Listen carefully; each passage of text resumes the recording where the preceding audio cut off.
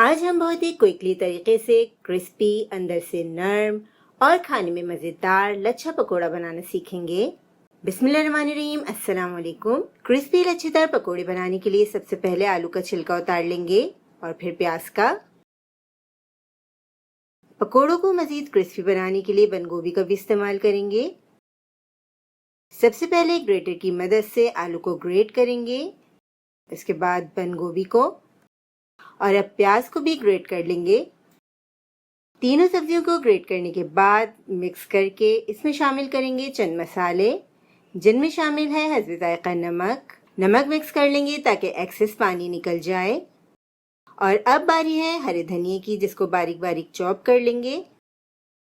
अब सब्जियों में शामिल करेंगे 1 चाय का चम्मच साबित सफ़ेद ज़ीरा, 1 चाय का चम्मच साबित धनिया, आधा चाय का चम्मच हल्दी डालेंगे। इसके बाद शामिल करेंगे लाल मिर्चों का पाउडर आधा चाय का चम्मच, 1 चाय का चम्मच कुटी हुई लाल मिर्चें शामिल करेंगे या फिर हस्बे ज़ायक़ा, 1/4 चाय का चम्मच जर्दे का रंग ऐड करेंगे और अच्छी तरह मिक्स कर लेंगे। हरा धनिया शामिल करके 5 मिनट के लिए साइड पर रख देंगे ताकि सब्जियों का जो पानी है वो निकल जाए। पकोड़ों को मज़ीद क्रिस्पी बनाने के लिए 2 खाने के चम्मच कॉर्नफ्लोर डालकर अच्छी तरह मिक्स कर लेंगे।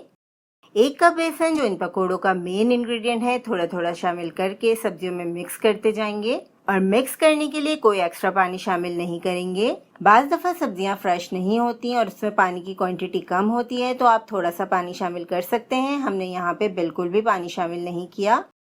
अब बारी है पकोड़े फ्राई करने की। तेल मीडियम हाई फ्लेम पर गर्म करने के बाद पकोड़े तलना शुरू करेंगे। 5 से 6 मिनट हमने पकोड़ों को फ्राई कर लिया। लच्छेदार क्रिस्पी पकोड़े फ्राई हो चुके हैं। अब जल्दी से इन्हें सर्व करते हैं क्योंकि इफ्तार का टाइम करीब है। बहुत ही क्रिस्पी, अंदर से नर्म और खाने में मज़ेदार लच्छेदार पकोड़े इफ्तार के लिए तैयार हैं। चटनी में डिप करें और एंजॉय करें। क्या ख्याल है? इस ज़बरदस्ती रेसिपी के लिए एक लाइक तो बनता है। अल्लाह हाफ़िज़।